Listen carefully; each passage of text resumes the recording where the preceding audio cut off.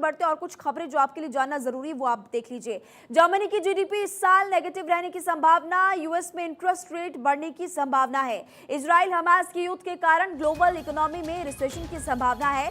China की GDP कम होने की संभावना। चाइना के रियल एस्टेट में कोई बढ़ोतरी नहीं हुई है। देखिए मार्केट मंत्र डेली हम आपको देते हैं। निफ्टी में 37 अंकों की गिरावट दर्ज की गई है और शेयर बाजार में आज का अपडेट एक तरफ जहां आपकी टीवी स्क्रीन पर रहा वहां पर आपको ओवरऑल जानकारी हम दे रहे हैं। सेंसेक्स में भी गिरावट दर्ज की गई, हालांकि कल उछाल देखने को मिला था।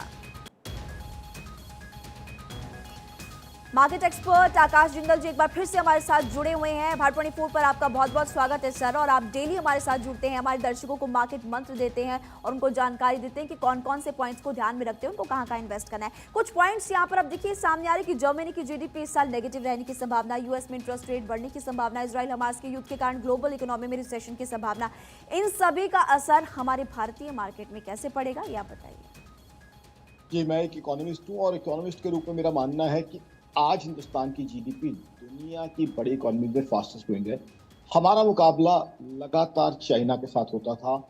आज दर्शकों को अपडेट कर दूं, चाइना का परचेज मैनेजर इंडेक्स डाउन जा रहा है। चाइना की जो स्ट्रेंथ थी वो थी उनकी इंडस्ट्री, उनकी मैन्युफैक्चरिंग, और पीएमआई का डाउन जाने का मतलब है वहां इंडस्ट्री और मैन्युफैक्चरिंग डाउन जा रहा है।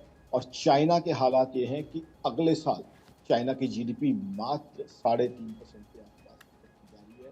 हिंदुस्तान नरेंद्र मोदी साहब की गाइडेंस में, हमारे प्राइम मिनिस्टर साहब की टेलेंटेड लीडरशिप के अंदर हिंदुस्तान 7.8% की जीडीपी दिखा रहा है। अब तो हमने इन्फ्लेशन पे भी काबू पा लिया। इन्फ्लेशन भी 4.87% है, जो कि एक ये कहें कि एक ऑलमोस्ट हम कह सकते हैं कि वो जो आरबीआई की रेंज है 4% ±2%, उसमें भी 4% की तरफ ज़्यादा है, 5% से कम है।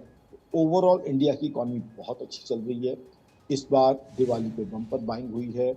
अब भी जो है पोस्ट दिवाली मैरिज सीजन के ऊपर अच्छा जो है एक्सपेंस हो रहा है, कंजम्पशन हो रही है, जिसका मतलब है कि जॉब जनरेशन ज़्यादा होगा, जीडीपी अच्छी बढ़ेगी, GST numbers, income tax numbers सब अच्छे हैं।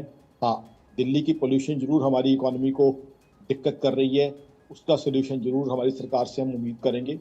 Otherwise overall our economy is doing wonderfully well और दुनिया की बाकी इकोनॉमीज के मुकाबले we are performing very well. और मेरा तो ये मानना है कि मेरी ऑर्गेनाइजेशन आकाशजिंदल.in का कि 2 साल में ही हम 4th बिगेस्ट इकोनॉमी और 3 से 4 साल में 3rd बिगेस्ट इकोनॉमी हम बन जाएंगे। ऐसा जो है बहुत बहुत संभावना लग रही है। जिस तरीके से इंडिया आप जो भी संभावना करते हैं वो सटीक ही साबित होती है। आप बिल्कुल सही कहते हैं, क्योंकि इससे पहले भी आपने बहुत सारी ऐसी जानकारियां दी जो बिल्कुल सटीक साबित हुई है। बहुत बहुत शुक्रिया जानकारी देने के लिए आकाश जिंदल जी आपका। और देखिए चाइना की जीडीपी कम होने की संभावना है। ऐसे में आकाश जिंदल कह रहे थे कि आने वाले समय में हमारी इकोनॉमी और ज्यादा स्ट्रॉन्ग और ताकतवर होने वाली है। वक्त यहाँ पर एक छोटे से ब्रेक का, जल्द वापस